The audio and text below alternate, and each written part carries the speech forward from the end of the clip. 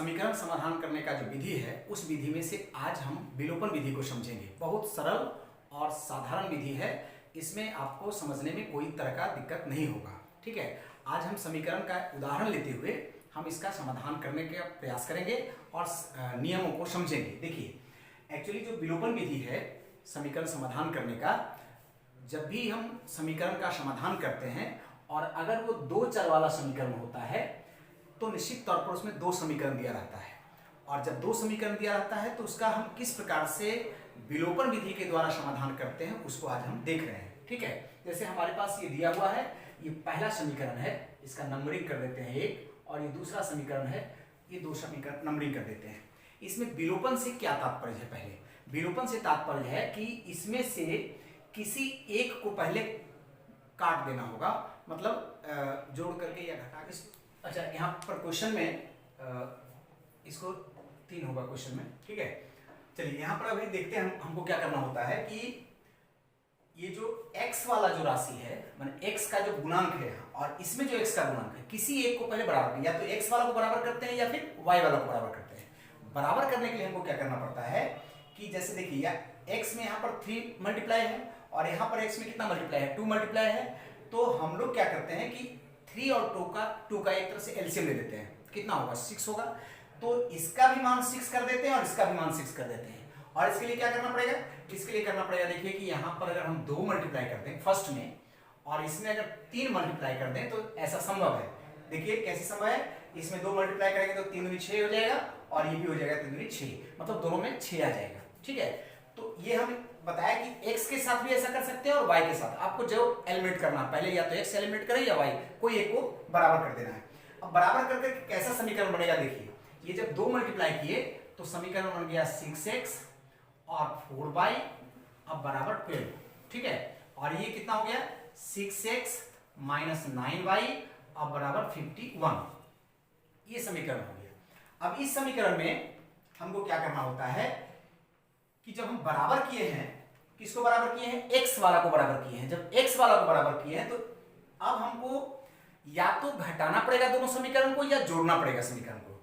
ये दोनों ही काम करने के पहले हमको समझना होता है कि इसके पहले साइन कैसा है। जैसे इसके पहले साइन कुछ नहीं है तो प्लस है, इसके पहले साइन कुछ नहीं है तो प्लस है।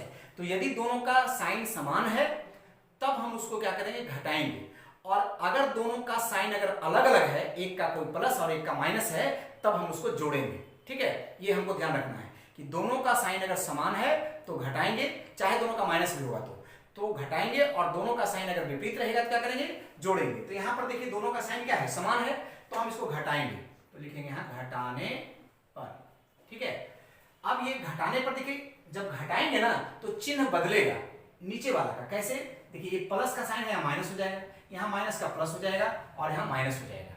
ठीक है, 51 के पहले भी कोई साइन है तो माइनस हो जाएगा, है ना। तो अब देखिए घटाने में ये वाला और ये वाला कट जाएगा, और ये प्लस में है और ये भी क्या है? प्लस में है। ये वाला देखिए साइन में यहाँ बहुत अच्छा समझना होता है कि ये जो पहले का साइन था वो साइन अब खत्म समझिए। अब क्या हुआ? जब घटा रहे हैं तो ये जो साइन बदल करके आया कौन सा? प्लस आया। तो अब ये साइन हम लेंगे तो ये साइन इसका 9 का हो गया और ये साइन इसका पहले से 4 प्लस था, तो 9y और 4y मिलकर कितना हो गया? 13y हो गया ना प्लस में। और इसको घटाएंगे तो उल्टा, मतलब ये बड़ा है और ये छोटा है, तो 51 में से 12 घट जाएगा। चूंकि माइनस वाला ज्यादा है तो यहाँ पर हो जाएगा -39। देख लीजिएगा घटा के। ठीक है, और इस प्रकार से y का मान कितना हो जाएगा? -39 बटे ये वाला जो मल्टीप्लाई है इधर आके इधर बटे हो जाएगा। ठीक है, 3 बार कटेगा लेकिन माइनस में रह जाएगा, तो y का मान कितना आ गया? -3 आ गया। तो इस प्रकार से विलोपन का यह तात्पर्य हो गया कि x वाला को गाइड कर दिया हमने, a को गाइड कर दिया और उससे फिर हमको y का मान निकल गया। अब y का मान जो निकला उसको किसी एक समीकरण में, या तो इसमें या इसमें, कोई एक में रखें, कोई फर्क नहीं पड़ता है। चाहे तो पहला समीकरण में रखें या दूसरा समीकरण में रखें। रखने के बाद उसमें से हम फिर x का मान निकालेंगे, मतलब कि समीकरण 1 में y का मान रखने पर तो क्या होगा? ये वाला समीकरण में y का मान रखें तो 3x प्लस 2 इंटू वाई के पर कितना रखेंगे? -3 रखेंगे, बराबर 6 हो गया। ठीक है, तो 3x ये मल्टीप्लाई होगा कितना होगा? -6, 2 गुने 3 -6, अब बराबर 6 हो गया। ये उधर जाएगा तो 3x बराबर कितना होगा 6 + 6, इसका मतलब 12 हो गया, इसलिए x बराबर कितना हो गया 12/3, मतलब ये 3 आके बटे हो जाएगा अर्थात 4। देखिए और इस प्रकार से x का मान निकल गया 4, x का मान निकल गया 4, y का मान निकल गया -3। तो ये जो तरीका वो बड़ा सरलतम तरीका है और इस सरलतम तरीका से हम समीकरण का समाधान कर सकते हैं।